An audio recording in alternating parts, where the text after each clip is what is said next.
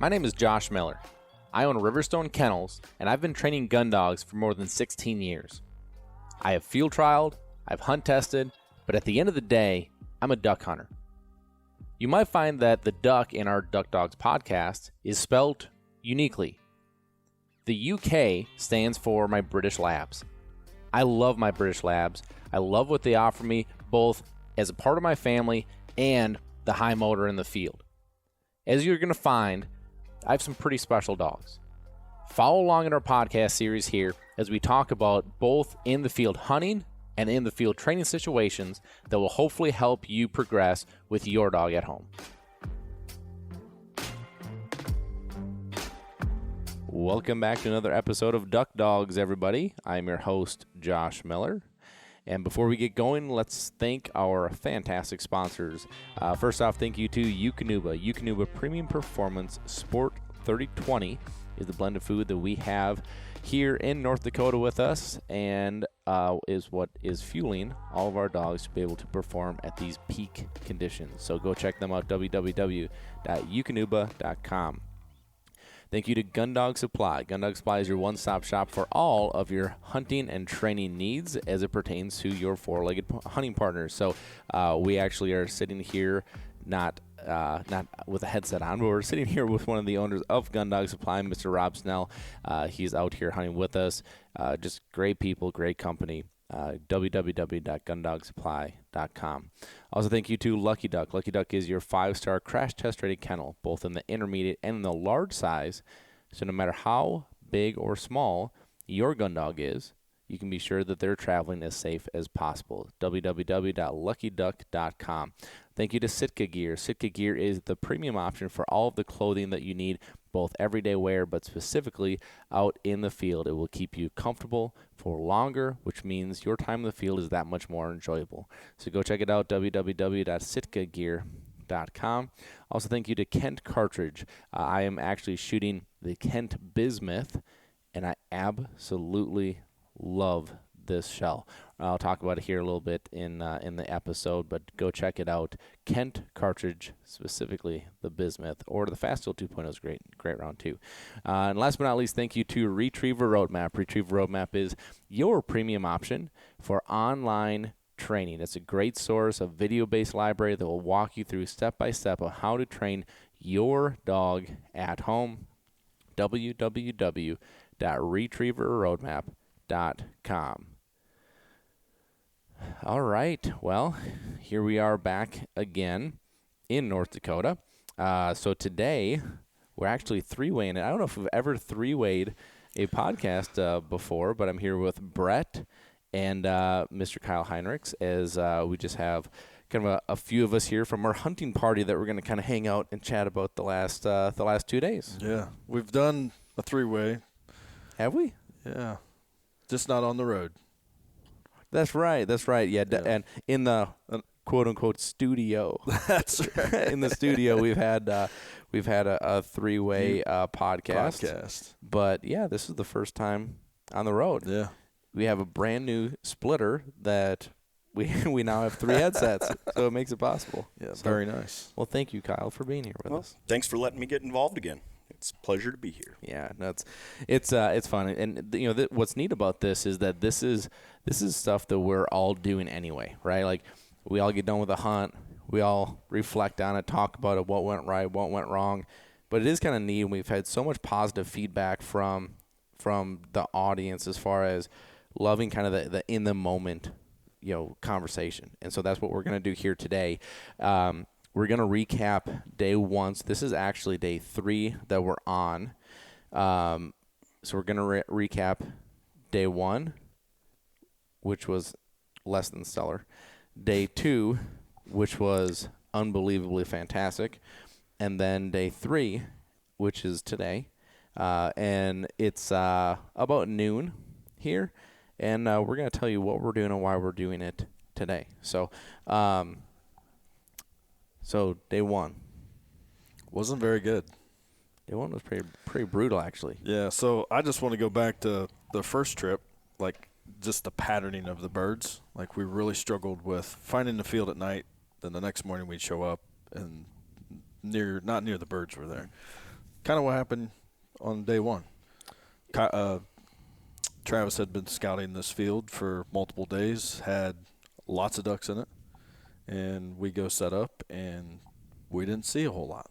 Mm-hmm. Few, but not a whole lot. Well, but there was an X factor there that I believe had a major impact on this. Some of it, yeah, for sure. Now it wasn't everything. Sure. Okay, so let's talk about what happened. So, so we get on this field, and were you guys with? Yeah.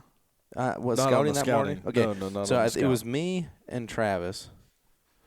I can't remember. Were you with Kyle? No, I was not. So okay. we had just got here. You guys Your went dad- the night we got your here. dad Okay. went Yeah, along. my dad. Yeah. So the three of us, we went out, and Travis had been watching this field, and that's what's so great about this is Travis just does such a good job, like having things already pinned down for us as far as like knowing areas that these birds are in. I mean, think about the time that we would have to go just to blanket an area. Now we do it anyway. We just have a more educated idea of, hey, there are birds in this area, right? Huge benefit. But we go and we get down, to this one field. We had a field we were watching, and then this field, and we get down there. I bet there was for sure over 1,000, if not closer, to 2,000 ducks in this field. I mean, hammering this corner. And it was a little deceiving at first because we couldn't see them all with the hill. And so as we watched them in the evening, we saw birds going in there. We kind of bounced around to see if we could see a little better. We couldn't, came back to the spot and kind of watched. Well, when they got up to leave, it was just wave after wave after wave. And we're going, holy cow, there's a lot more in there than I thought. But we saw where they went down in the roost, which was not that far, maybe, half mile to 3/4 miles away, not very far. Field and a half over, and it was really interesting how we set up. So we get on the X, we get over there, we have the trailers out, right, getting the blinds put up, getting the decoy set up, and I'd say we were 3/4 of the way. No, we had just gotten done setting up, right? Yeah. Getting ready to go park the trucks. Yeah, and all of a sudden here's this truck that comes bombing over 2 fields over, literally drives right up to the roost and bumps every bird out of there. Yep. And there was a lot of birds. It was annoying. Oh my gosh. Yep. Now at the time, we thought it was a warden. Yeah, we thought it was CO. Yep. The truck looked just like the CO that checked us. Just down the road. Yeah, literally time. just down the road last time. Yeah. Yep. And I mean the same color, the same, and maybe I saw something, but I even swore I saw the silver shield on the side. Right. I'm still not convinced that's not who it was. Right. Now, the farmer thought maybe it was his cousin that gets a little upset if someone else Territorial. But we have permission from the farmer that owns the property to be there, right? I personally still think it was a CO. Yeah. And I think he was coming to check us. I think he didn't quite know where he was. He bumped all those birds and knew that he had screwed us. And that's why he didn't come check us. Right. I think. Yeah. I still believe that. That would be my assumption as well, because just to paint the picture, this block that we're hunting is a huge block. Anybody that's ever been out to North Dakota, like the drive out in the field was a long ways. Mm-hmm. And, he come even farther out there, and I think he was just trying to, again, assuming, trying to figure out how to get over to us, and he just happened to run up on the roost, and away go all the ducks. Mm-hmm. Well, and I think we were for sure at least 2 miles off the main road. Right, as far as like driving through the field. Yep. So you're right, it was a long way, and I don't think you could really see where we were set up real well from the road. But obviously you could probably see the truck out there. Yep. And so he probably went around trying to find a way on a prairie trail. Thought he had a shortcut and then didn't realize it. I'm sure it was 100% accident. Right. If it was that case. Yep. Now, if it was the farmer's cousin, then it was intentional. Then it was completely yeah. And either way, it screwed us. Yeah. And it screwed us. I mean, we literally sat there, and now you don't go from 2,000 ducks sitting on the X to like nothing. Right. Nothing. Yep. So, never shot a bird. Never shot one. I think that was the first time we've been skunked since coming out here. I think so too. Yeah. But everybody's demeanor went like super high to Oh yeah,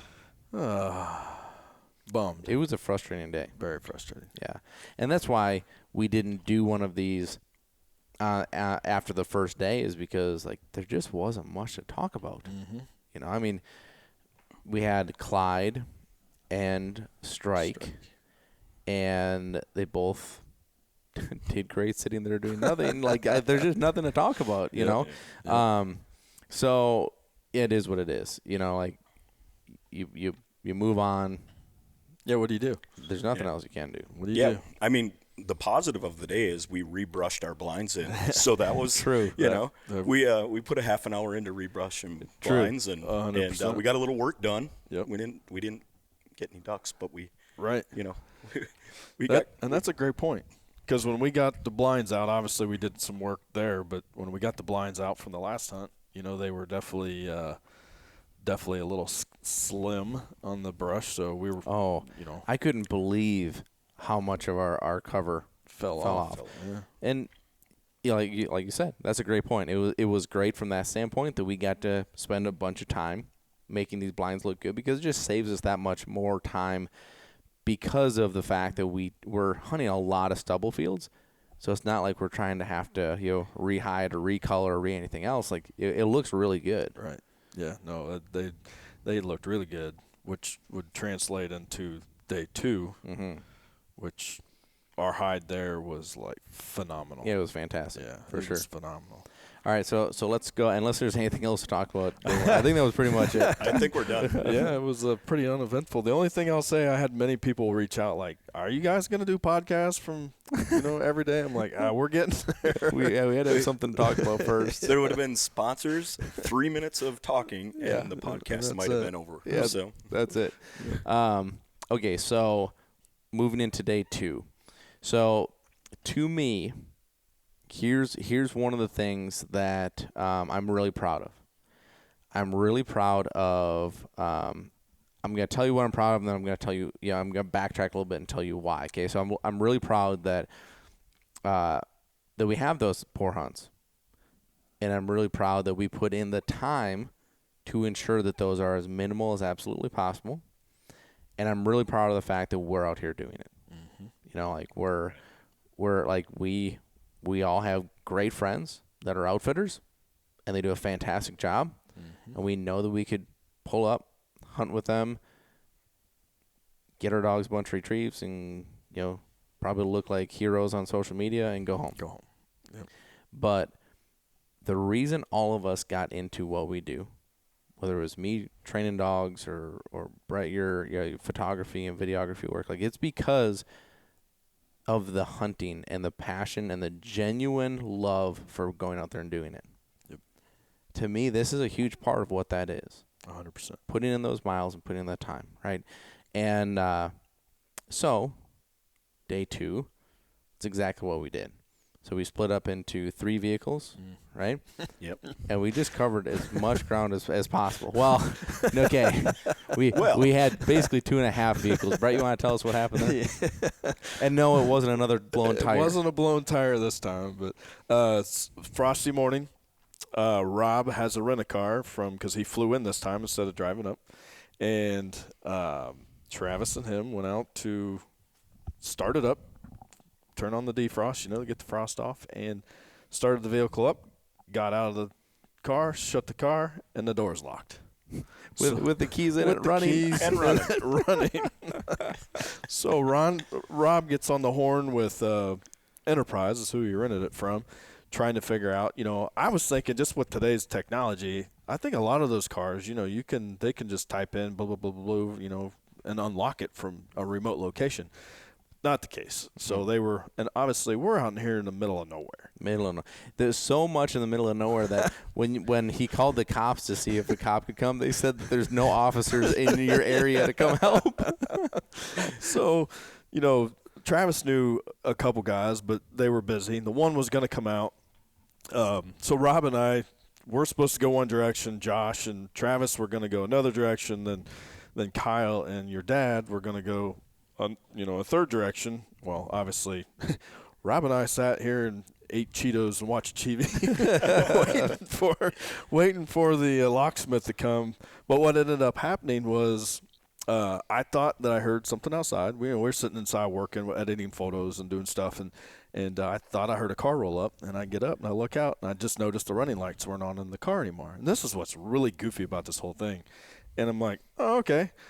Walk outside just to see if it's running, and don't hear it running, and just by hunch I'm like, I wonder if it's unlocked. Go right over there, and door opened up, and then we go. Unreal. But the funny part about that was, another thing is like I have terrible cell service here.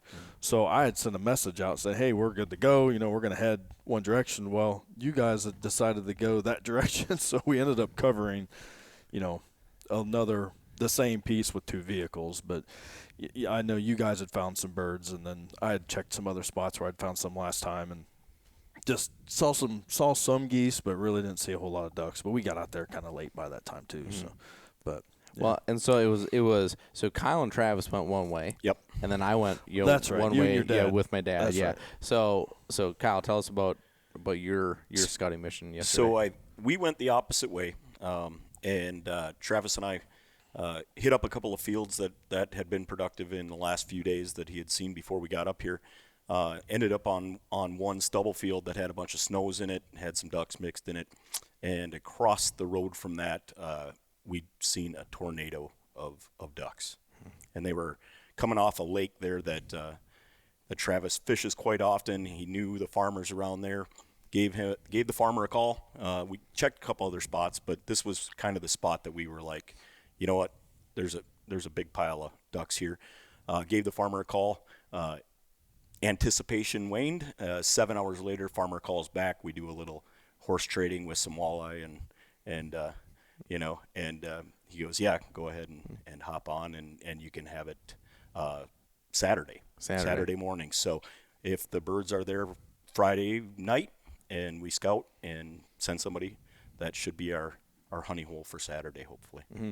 See, here's what I love about being out here with these farmers is like, Travis said, he's like, I had to beg him to let us hunt. And I go, how'd you get him to do it? He's like, well, I said I'd trade him some walleye. Like, yeah. That's a pretty awesome deal. Yeah, the commodity exchange out here is a little different. Yeah. It's Well, it's always nice to give landowners, For sure. give them a little kickback For sure. for letting us, use their property. And obviously we take care of their property and respect it and treat it like our own. So, right. It's always nice to have that gesture of, helping them out when they're helping us out. Well, and one of the things that I think is kind of neat is that, so the reason he wants us to wait until Saturday is because he wants to hunt it with us, which is pretty neat, That's because awesome. he's like, gosh, I'd like to go out there. And that's when, Travis was like, we've got all the gear, we've got all the decoys, we got everything. Just come hunt with us. Come on out. It's kind of cool that you can do that. And then, maybe that's another relationship that we built. That's one of the things that's been cool about out here is that after years of coming out, it's like you start building these relationships. And that's what's pretty awesome about the whole thing. So you guys went south. Yep. Found that. I went north with my dad, and we found just an absolute slammer. Like, if you guys follow Riverstone Kennels on social media, I try to share a lot of this stuff via video. There, you saw the pile that we found. I mean, it was certainly 10,000 plus as far as ducks go, a bunch of snow geese.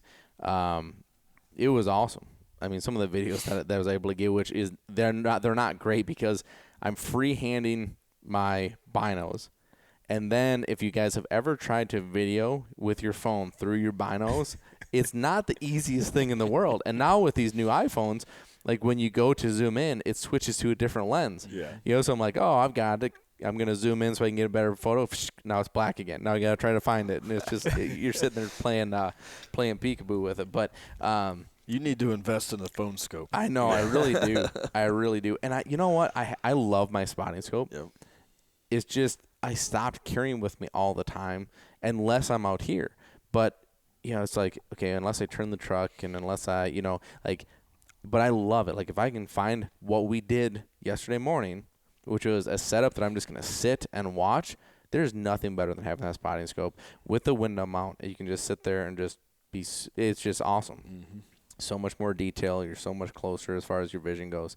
But it was an absolute pile. And what was so interesting, this is one of the things that, like, I really try to watch. Like, we talk about this a lot, Brett, like watching the birds while they're on the ground. You know, what are they doing? Are they content? Are they feeding? Do they look like they're looking for food? Are they sitting down, jumping right back up and out of here? Like, what are they doing, right? And these birds, what was so interesting. So when I came and found the first group that kind of brought us to the field, that group spun and spun and spun and spun. I mean, for probably 10 to 15 minutes, spun on this field, just looking for a place to sit down. And they finally did. And then next big group does the same thing, spin and spin and spin and spin. And so I'm watching, I'm like, gosh, like there's just something they are not sure about in this field. And then one group of snow geese came. And when I say a group, I mean like 30, not 300, right? Oh, big one. Yep. And sat down right next to the ducks. From that point forward, every group that came in was, one turns down, one turn down, one turn down. Like not even thinking about it. Like bowing up, right there. And so it was really interesting to me that what we found out after sitting there forever is there ended up being thousands of snows that ended up coming in there. So I don't know if just the white confidence gave them something as far as the visual goes, but there was definitely something about it that all of a sudden some white in there was like, whew. So we back to being in the middle of nowhere here where we are, which is not a bad thing. No. But in this situation, we knew that there were a bunch of snow geese around, and what we don't have are any snow goose decoys. So Rob gets on the old internet and orders, I think, 6 dozen snow rags.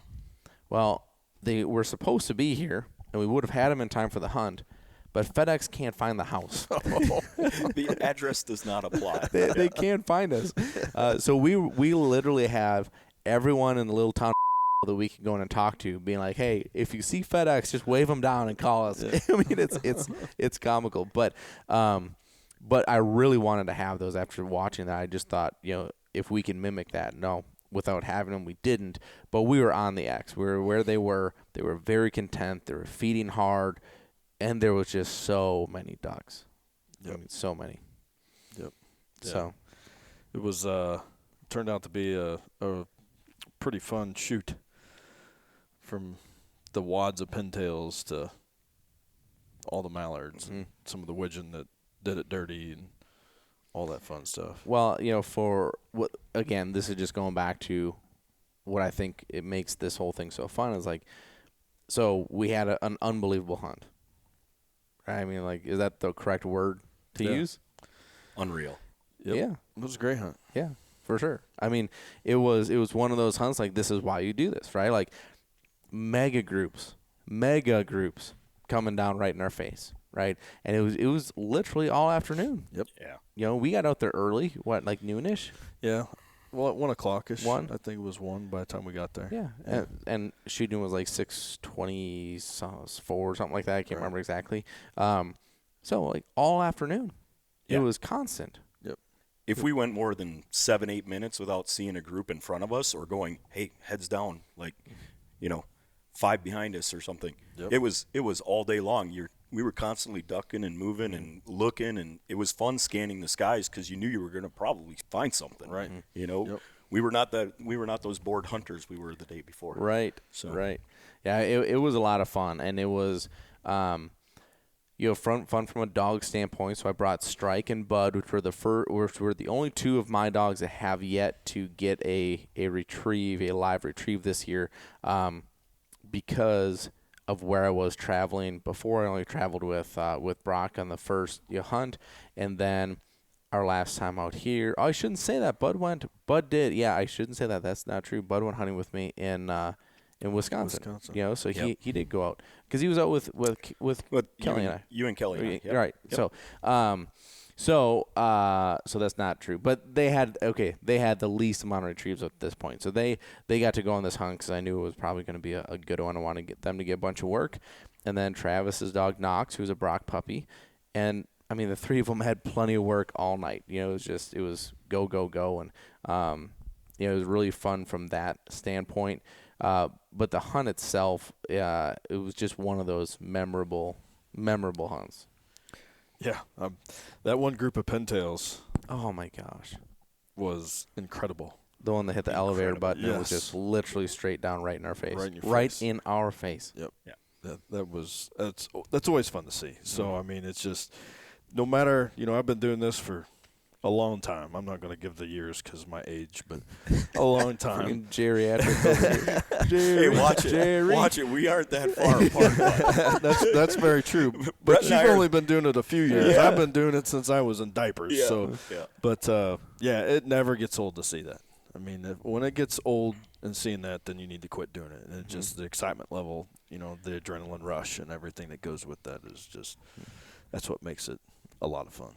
Kyle, what's your perspective? Because, Bret just mentioned, what are you, 2-3 years really into this? Yeah, I mean, I guess 2 years is probably more accurate. I think when I was in my early 20s or late teens, we might have hopped a pond and shot a duck or two with a friend or something. But I was, as I mentioned the first time I was on, I'm not really a duck hunter before I got Augie, and Augie brought me into the sport and into the recreation, which is super special. What amazing, right? And the people I've met and the people that are my friends now. So it's incredible watching birds work. To me, the retrieve is amazing.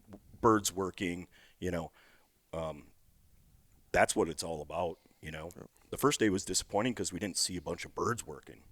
Now, yesterday we've got 30 pennies doing it here, and then there's mallards above them, and there's snow geese above them, and they were just leveled up. It was like stacking birds, at different atmospheres, and like you said, tail feathers flare out and the feet come up, and 10 of them are doing it all at the same time, and it's really cool. It's super cool, and it's what keeps me wanting to be the outdoorsman and the sportsman, and doing these type of things. And like you said, I think the scouting and doing those and kind of doing it your own way instead of just showing up, unloading your gun and saying, here's my money, let's shoot some birds. I think the work and the effort put into it makes it even all that much better, that much special. So, all right. For sure. So let's talk a little bit more about that because, like Josh said, I think it's really special, how you got into waterfowling. Yeah. And, the connection between Josh and yourself, and then along comes Augie, and then now, this is your second year out here with us, and just hit on that a little bit. So, Josh and I and Whitney met each other about a dozen years ago, somewhere in there, and I'm a real estate agent, so they had just cold called me off of Zillow. And I had a listing with Good old Zillow. Good old Zillow. Us agents really love Zillow. So they had just cold called me. I had a listing on 40 acres, and it had a little pond there. And what were you, Josh? 19? Yeah, I was probably just 18. I was looking to start the kennel. Yeah, is what it was. So I he was was looking at a property for that. Looking at a property, it had a little pond on it. It had a shed, and the house was kind of a turn of the century, late teens, early 20s house type thing, and. So I met them there, and should we tell the embarrassing side of the story? You want me to tell that part of it? So yeah, you tell that. Yeah, I'll tell that portion of it. So Whitney and I get to this property, and we're standing there kind of looking. And it had what this property did have. So the property was beautiful, but it had some awesome outbuildings. I mean, like storing combines. Yeah, outbuildings, big shit. Like it was awesome. Yep. So we're kind of poking around a little bit. And we're waiting, and all of a sudden, a guy in a Harley comes up with a leather jacket and coming up the driveway, and I remember vividly looking at Whitney, going, "Oh my gosh, look at this D-bag," and you can take it from here. Should I tell my side of the entry? Yes, you should. Really, you should.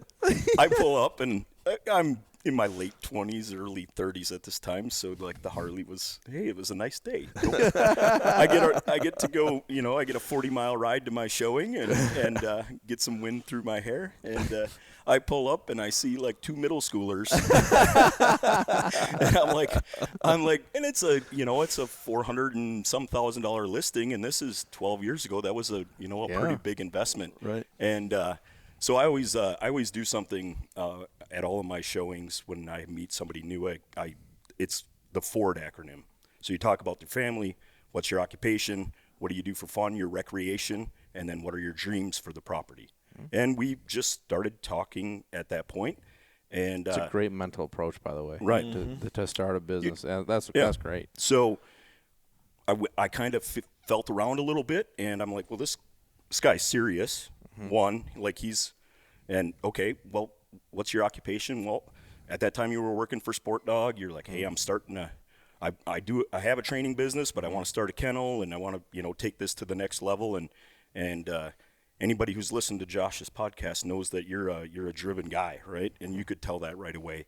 So we walked the outbuildings, we walked the pond, brought you in the house, and you guys were, kind of considering it, but I looked at you guys and your age and what you really wanted to do, and the garage foundation is caving in, and there's a lot of work to do there, and I just said, you guys shouldn't buy this house. That is what sold me on Kyle. So I'm not trying to interrupt you, but that's a huge part of this, and this is why, quite frankly, this is why we did business together, and this is why we're friends today, right? That's why I'm probably sitting here. 100% is because you were honest with me, and we had gone through, I bet, 2 or 3 different realtors up to that point. That I remember the last one before meeting you. It was, again, nice property, but the house was like non-livable. It was so rough, and like in the living room, you felt that you were walking uphill half the living room, and then you walked downhill the rest. Like it was so all over the place. The staircase was like 2.5 feet wide and like straight up. Like it was just, the whole thing was just not good. And the realtor was just, look at how cute this is, and can you imagine what you could do with this? And I'm just like, what the heck? And so we got in the car. I'm sure I've told you this. I can't remember. But Whitney and I got in the car after that, and I was like, that is the only person we're working with. Because he was honest with us. Like, he could have tried to sugarcoat it. He tried. And honestly, a lot of the stuff you pointed out that day, like, I don't know what I'm looking at. Right. I didn't even know it. I didn't see it. Right? And so, and this is your listing. It's not like, you wanted to push me to another listing. It was your listing. That's why we called you. Right. Your listing. Yeah. And you didn't sit here and just try to make a check on it. Yeah, in my world, you don't I try not to sell somebody a house. I try to, sell them a home. I'm not, I'm there to facilitate. If you want to buy a house or not, I'm there to tell you what to do and what not to do and where your pitfalls are going to be. So, yeah, it was my listing. Some agents would have tried to that's 2 sides of a commission, that you're making more money if I sell it to you. But, I kind of knew right away that you guys had something cool going, and, despite my entry, you guys were super cool, and and we ended up getting along, and eventually we found you a house. So we'll kind of move the story down the road a little bit. Mm-hmm. So we found you a house, and then we just kind of became, I would say, friends, but more acquaintances, right? So we both played softball at the time, so I'd see you every Tuesday, Wednesday. Hey, how's it going? We'd get together here or there. I had a old lab named Chief, and if I was going out of town, you would, put up some kennel runs, and you were more than gracious to watch him for a few days here and there. And well, and Chief, not to cut you off, what was Chief at his biggest? What did he weigh? 125 pounds. Oh, good grief! That's a cub black bear. Yeah. So the next list. So from there forward, everything was Kyle, right? So I was like, find a place, call Kyle. Find a place, call Kyle. Yeah. Well, the next listing that he went and took us to, he had a Jetta at the time, the black Jetta. This is not making me look very good. He had a black Jetta, and he pulled up with Chief, and I'm not joking. Chief's head was out the one window, and his butt was touching the other window. I mean, this dog was enormous. He was the best first dog for a guy to have. He was great. And honestly, like I think I mentioned, he wouldn't even chase a tennis ball. He was just a big Ophi. He was your friend. Gentle giant. Yeah, he was great. He was a great dog, Yep. and everybody loved Chief. So, yeah, he was. He had painted the back seat of my Jetta red, because he's a yellow lab. Yeah. He had that dark yellow, and so he was. There was no putting him in a crate. No, he was great. He was great. So yeah, you guys would watch Chief for me every now and then, and it just kind of progressed from there. That we'd hang out, we'd go to hang out, go get a pizza or something, and became closer friends. And then when I decided that I was wanting another dog, because what happened is Chief went blind about 4.5 years ago now. So he passed away about a year ago. And he really just kind of was lost, and I figured, what better to get him than a little, puppy to chew on his ears and annoy the crap out of him, because he was blind. I literally had to, I walked him everywhere, and it was a transition, and it was like, you know what, old dog doesn't have much time left. Let's get him a companion to make the last however many years he has, and that worked. They loved each other. Oh. Immensely, yeah, yeah, and honestly, when Chief passed away, I could see a difference in Augie. So they were definitely bonded. So yeah, it was as that puppy talk kind of came into, I got on the list, and as that talk progressed, we just became closer friends, and then the training started happening, hunting together started happening, and just kind of widened out like a fan from there. So, and then we got to experience Kyle's first mind-blowing hunt yesterday. Yeah. No, it was amazing. Now, we've been on a few. I mean, you've been kind to me, and the group has been kind to me and brought me along. But I had never seen anything like. I mean, we were on the autobahn of flyways yesterday. It was fantastic. Yeah, I didn't mean to get off the North Dakota trip. I just think it's super fascinating, like how different walks of life and how one thing or an animal can bring us all together. And it really, Augie was the one that brought this relationship to the next level. Right. And your dedication with Augie. Yeah. I mean, if you don't want to do anything with him and he's going to go home and be a couch potato, we probably don't get to be as close. But you wanted to work with him and train with him and hunt test him and everything that you've done with him. Well, and I wanted to learn. I mean, there's days I show up at the kennel, and it's just like, oh, you need a dummy thrower? Yeah, I'll throw dummies today. That's great. And then another part of that whole relationship between you and I is and we're going to talk about Strike later, but the Strike story. So that's right. Yeah. So Kyle, so I think it's episode 7. If you've never listened to the Strike story, you have to go listen to it, especially because, I'm going to ask this question. I'm sure I know the answer. Does everybody have one memorable retrieve from yesterday? Oh, for sure. Well, yeah. We're going to talk about Strike's retrieve from yesterday. But if you go back to episode 7, you will hear Strike's story and how we had. And so this is a little bit of a spoiler alert. So I'm going to give you a second. Spoiler alert, you're going to find something out here in the next 10 seconds. So if you haven't listened to it, pause it, go listen to it, and come back to this because it'll make this retrieve that much more special. But here comes a spoiler alert. That's your last chance. So the snowmobile that I was riding on the back of when I caught Strike with the muskie net, Kyle was driving the snow. It was his snowmobile. Kyle was driving the snowmobile. So we have a very Strike connection. With that. There's a very there's a lot of Strike.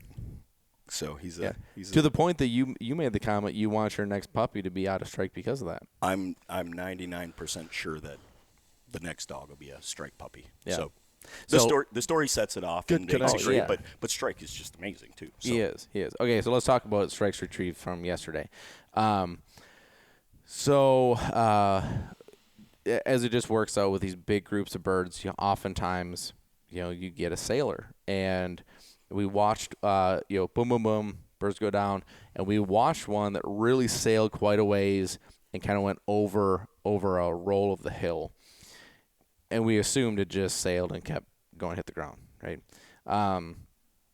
So we pick up all the birds that we knew we had marks on, boom, boom, boom, boom. And I would have sent Bud on this too, but it was just Strike's turn. So line Strike up, back, takes the line.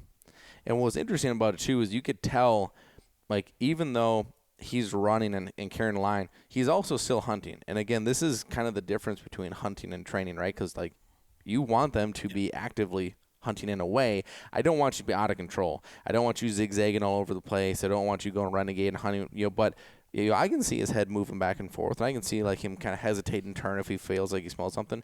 But he kept carrying his line really well. So then I believe I stopped him and gave him a back cast, and then maybe 2 back casts because he kind of got hung up in one area thinking there was something there. He ran to, I don't know if it was a rock or a clump, but he thought he saw something. Like kind of ran to it, and then was like, oh shoot, and kind of wanted to keep carrying. So the last cast that I gave him, Kyle is actually taking the video behind me, and I hear him say it's further back to the left. Okay, so I stop him. And I intentionally waited until I thought that it was going to be my last visual opportunity because he was going to go disappear over that hill. So I wanted, but the last chance that he saw me, I wanted it to be as clear communication as where I want you to go, right? So he's just going to crest that hill, tweet, turns and stops. Kyle says it's further back to the left. Give him a left back cast. Boom, he goes. And then he loses visual contact. And we knew that this was going to happen, right? Because we saw the bird go over the hill. And again, this is where training and hunting is different. You would not send your dog on a blind like this in training because you always want to have that visual contact. You're working on something, right? No different than practicing, right? Like if you're practicing in a football game, like you're going to practice something that you can control so you get it right, but then all of a sudden you throw a defense in there and the defense throws something you're not ready for. Like you have to be athletic enough to make a move and or as a coach, make an in-game change to make sure you're successful, right? So that's what we're doing here. And so I cast him up over that hill and he's gone, right? There's nothing more that I can do at this point. I don't know where he is. I don't know what he's doing. I don't know. All I'm hoping is he's going to carry that cast, which he looked like he was going to carry really well, and we're going to put him in the area that we last saw the bird. And I don't know how long we waited, but it was fairly awkward time. It was about 30. It felt like about forever. 35. It did. It was about 35 seconds from the time that 35 or 40 by the time he crested and then came back out. Well, it felt like 40 minutes. It felt like because it's like good forever. grief. Well, and obviously it's a sailor. That bird is 99% still alive. Might be able to walk. Might be able to ground fly even. You never know. And that's the part that might really aid him too. Again, you don't know, but if that bird flips and flops and tries to get away, well, then all of a sudden he can see and kick into another gear, right? But we all stand there, wait, and sure enough, he comes over that hill with a bull pintail, awesome, in his mouth. It was awesome. So now, what's fun about this to me is that one, this is what we literally work all year for, is a retrieve like that. Like the one that is memorable, the one that we talk about. Like, we love all the stuff in the field. We love, like, I'm not discrediting all the pickups and being steady and marking, like all the stuff that happened yesterday, but those are those moments you remember, right?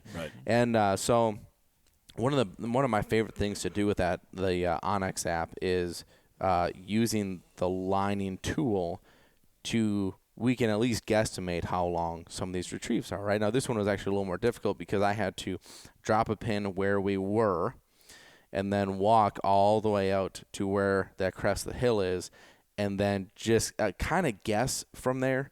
I tend to be conservative. Like, I could have guessed and said he was 946 yards away. Like, that's not true, right? But just kind of do a conservative guesstimate, of where we think that was. And I think being conservative, he was in that 550-yard range. It's a long ways. Yeah, I really think there's a very, very good chance he was over 6, but I just don't know well enough to say. I mean, 600 yards is a mega. 550 is mega, right? But that's his longest to date. Yeah. I keep track of all that. Yeah, and like you said, 35 seconds after he crests that hill. And that hill was a long way. It was a long way. Yeah. And, from that time, you don't know, like you said, we don't know where he was going. And then, okay, did that duck actually get up and fly a little bit more? And then he caught up to it. It's hard to say, but it was super impressive. Yeah.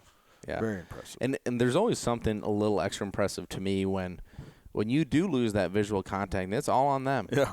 Right? Because you don't know, know, and you just sit here and wait, and you just hope. And then all of a sudden he comes back. There's no better feeling than him coming up over that hill, and then all of a sudden you see that bird in his mouth. Right. You know, Yep. and especially that black dog with that white belly, with that pintail. Yep. It just stuck out so much. You know, like sometimes if you have a yellow dog and say it's a hen, you don't know sometimes if they're a long distance like that. Well, you could see him a long way away.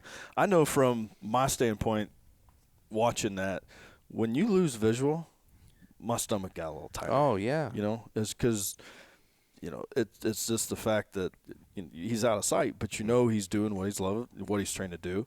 And like you said, when he come back across the crest of that hill with that penny in his mouth, that was sweet. Yeah. Big smile on my. I was filming it as well for some retriever roadmap stuff, and yeah, it was. I had a big smile on my face. Yeah. I was ready to give you a high five. Yeah. Well, and this is something I've just always done with them, especially on big retrieves like that, is I just love giving them hugs when they get back. Oh, yeah. You know, like, so a lot of times I'm not sitting there, heel, make them sit down. I'm just like, I crouch down and, like, I let them come into me and give them a hug. Like, I don't know why I've always done that, I guess, but I just, like, that's a big deal to me. Like, you just ran something extremely impressive. I am super proud of you. I want you to know that. Absolutely. You know, for sure. Like, that's the game-winning three-pointer, or that's the, last-second touchdown or whatever, I mean, there's lots of layups and there's free throws, and those are important too, but that game winner is pretty special. So let them know that. Yeah. So. Yep. Yeah, that was a special one for sure. Yep. So, anything else on the hunt? The moose. Yeah, we saw a moose. We saw a moose in eastern, not northeastern, eastern North Dakota. Yep. Like, and I think Travis said they've seen like one or two here his whole life or something like that. Yeah, he's like, well, actually, there's two on this trip. There was a cow somewhere, and then this bull. That's right. Yeah. That's right. Yeah. So, but I asked him the same thing. He goes, we don't see them hardly at all. Mm-hmm. So, I mean, pretty cool. And as your dad was saying this morning, because I only saw him yesterday when he was bedded. You got really close. Really close. We were probably 40 yards from him. Yeah, but your dad's like, when he's walking through the corn, you can see him playing a stake. You can. He sticks out over the corn. His head's sticking up over the corn stalks. Yeah, it's crazy. It's pretty crazy. wild. No, I think overall, man, it was everything we'd want, in a hunt, and lots of good times, lots of laughs. Me sitting back there as a cameraman and watching it, from that perspective and seeing some of the things. And, I won't get into the shooting because Kyle's sitting here. But hey, we all could have shot better. Oh, that's yeah, for sure. everybody could have shot better. And I can't say anything because I didn't shoot. But, no, I mean, it was a good day. And, just that led us to today, which, again, was just super weird. Yeah, scouting-wise. Today definitely was. Anything else you wanted to add on yesterday, Kyle? No. Brett's color commentary from behind the blind is always yeah. funny and appreciated. It's easy for the guy not shooting to be giving everybody else a hard time. So, right. It's all good. So we have a good hunt, right? Get back out on, it would have been this morning. It seems like there's like something ringing somewhere. Somebody's alarm clock. Yeah, somebody's alarm clock is going off here. Hopefully you guys can't hear that. Hopefully it's not bugging you. Anyway, so we get back out. We're going to scout again this morning. So Travis really loves afternoon hunts. And his thing is he feels like they feed harder in the afternoon than they do in the morning. I love morning hunts, but, I mean, you can't argue with yesterday. Right. No, not at all. And so that's what we've been doing. So we scouted again this morning. And this morning, you would have thought if you just got out here and you just started scouting, you would have thought there's not a duck in this county. I'd have been going somewhere else. Yeah. Yep. Yeah, it was brutal. I mean, super weird. We know for a fact we have two fields. One of them Kyle talked about earlier. We have two fields we know are holding a ton of birds, and nothing flew this morning. Yep. Yeah. Nothing. So we're not going to hunt tonight because we're not going to just flip a coin. But again, that's how you get these hunts like we got yesterday. Yep. We're giving up one of our days, our full day, to scout. Yep. But we're hoping that leads to an X, that leads to another great hunt, rather than sitting out here twiddling our thumbs going, gosh, I hope something comes by here. Right. That's just not worth it. Yep. Yeah, I was really surprised. because we went back in the area where we saw those ducks last night, and I know we saw a lot of ducks, but I still don't think we saw the numbers that you. No way. Yeah, that you were talking. No. And a lot of those birds sat down on the other end of the field. Correct. You know, so like we know we didn't blow all those birds out of there. Right. And there was, for a while, I mean, if we saw 100 ducks, it was that was it. And then all of a sudden we did find a field that had maybe 500 in it, but yeah, they just jumped up and went right back into a roost that was right next to the field. So, but yeah, it was just really weird. And we spent quite a bit of time and made some loops and circles that we know an area where there's a lot of birds, and they just weren't moving. Yeah. So I don't know, something to it. And what's weird, like where you were, and we were probably 40 miles apart, I'd say, and you had the same thing. So it's just, to me, something. Let it be the barometric pressure. Let it be whatever. That's supposed to warm up. Why today they were not active like they had been multiple days in a row? Because every morning so far, we've seen them. And today, literally, you go from seeing thousands of ducks to hardly any. Is like, whoa. Yeah, right. Kind of makes you go, so we got to scout again tonight. Yep. Yeah, and you guys have heard me preach forever now, falling in love with the process. This is that as far as the hunt goes, right? Like, you have to enjoy scouting. You have to enjoy putting the miles on, looking through the binos, getting rejected by farmers. Like, you gotta embrace that, and you gotta love it, because you don't get the hunts that we had yesterday on accident. Right. And if you do, you hit the lottery. For sure. It's just one of those things. So, so we're going to scout again. We're actually, we're doing this because of Whitney. We're doing a pheasant hunt this afternoon before we go scouting, because there's an area that we know has been holding a bunch of pheasants, and we were hoping that Whitney was going to be here because she's the pheasant queen. But we have our daughter at home, very sick, and mom has to be mom. Yep.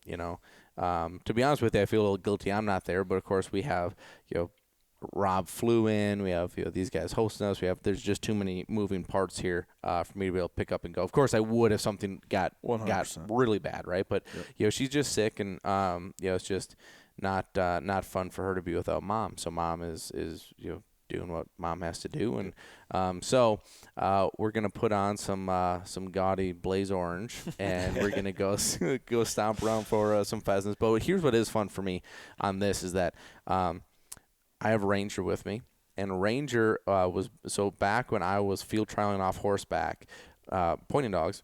Ranger was a complete stud. I mean, he won 11 field trials in one season. I mean, the guy was an absolute stud. But in the last couple of years, he just hasn't hunted much. Like a couple times, but not like he really should or deserves to. So we brought him out this trip, so we can hopefully go find some pheasants, which I'm really excited about. Right, and that's another interesting point about you is, when you see Josh Miller in most of the photos, you see Josh with labs. Ranger isn't a lab. No, so English setter. He's an English setter. Yeah, and a pretty one at that. He is a very pretty dog. Great personality. He is, yeah. So it'll be the first time that I've seen him work, and I'm excited to get to witness that. Yeah, no, it'll be fun. So we'll be scouting here again tonight. We're hopefully going to find a few roosters anyway for Ranger, and you might be asking yourself, are we going to be hunting the Labradors with him? No, we're not going to. I'm just not. If we do, it'll be walking at heel with us. I haven't decided. I'm leaning towards no, 'cause I just want Ranger to have his time. Like, he doesn't ever get to go do this stuff. Not again like he deserves to. So I think I'm just going to let Ranger have his moment here. But it should be fun, especially because we have been seeing a bunch of birds down in this area. So we'll see. We'll see if we can do that, and then we're going to get right on to running gravel roads again and scouting and glassing, windshield and glass time. Windshield and glass time. Yep. Love that part of it. I mean, that's like you said, we have a lot of friends that are outfitters. It's a great time, but nothing beats the reward of doing all the work yourself. Finding your own birds. Finding your own birds. Here's what's kind of cool too. I feel like our group that we have right now, it's been fun to watch everybody just like grab a role as far as like the setup process, even like like Kyle jumping in and brushing, like he brushed all the. So one, the Lucky Duck flip tops are legit as far as I'm concerned. I love them because I think it just enhances your hide that much more. Like these birds, especially as they get later in the year, they spin on top of you. They're just looking, and I think that they are a game changer. For sure. Agree? Like yesterday afternoon, we didn't flare birds. Mm-hmm. They didn't see anything that was out of the ordinary in their eye. Mm-hmm. Where if you have that A-frame with that big dark kind of strip on the top, they tend to flare a little bit more. Yeah. So as much as you try to hide it, and the reality is you're not going to stop everybody from looking up because everybody wants to see the birds, right? So looking up, moving, turning around, like everything, like you can get away with anything with those flip tops on. Yep. I mean, we had a few times that all of a sudden we're like, like all of a sudden birds are right on us. And we're like, oh gosh, like no one's ready, right? Yeah. Well, now you can get ready, like you have time, Yep. You do lose some visibility. I'll give you that. Mm-hmm. That's a downside to it. But I mean, I think the positive outweighs the negative in that. Yeah. Another thing I look at with that is there's a lot of hunters around here. Mm-hmm. And almost every spread I've seen so far are hunting out of a 2x4 for sure style of blind. So I'm going to guess that most of them don't have flip tops.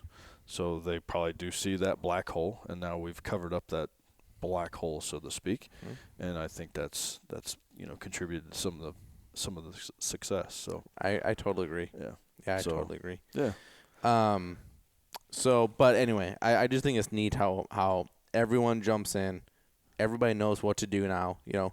Who's doing what, and they do, and we just do it, and that makes it so enjoyable rather than half the guys standing around going, okay, well, what do I do? Right. Okay, well, you take this and do this. Well, I could have just done it if I'm going to show you how to do it. Right. But like we've been doing this together enough now where it's like everybody just jumps in, and it is just enjoyable.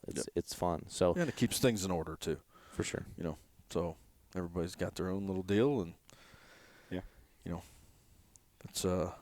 it's fun. It's even me running camera, I jump right in and set up decoys and put decoys together and do all that fun stuff. So clean birds, all that fun stuff. So it's it's especially when you hunt with a big group. Mm-hmm. Like you said, it's to have some guy going, well, what do I need to do? What just give them a job to do and run with it. For sure. Yeah. So for sure. Well, I suppose let's go get some of this orange on, and we'll go do this. So, so thank you guys for sitting down and going over the first couple of days here, and obviously we won't have a whole lot to report after this afternoon on our scouting. Correct. But hopefully day 4 will have you have something to come back with. Yeah. So just so the people that are anticipating, there probably I'll get this uploaded today. And then there probably won't be a podcast till after tomorrow, either tomorrow night, I'm going to guess, is when we're going to hunt, unless we decide to hunt in the morning. So you probably won't hear the next podcast until Saturday, somewhere in there. Yeah. But unless this pheasant hunt is like so unbelievably epic that we have to sit down and talk about it. Right. Which we could. Maybe. Yeah, you never know. Yep. Yeah. Awesome. Well, thank you guys for hanging here with us for the last hour or so. And we'll keep you guys posted. So live from North Dakota, we'll come at you here in a day or two. See you guys. Bye. Thanks for listening. Be sure to follow us on Facebook and Instagram. Leave us a review on iTunes. And a special thank you to Yukonuba, because without them, we couldn't do what we do here, bringing this information to you.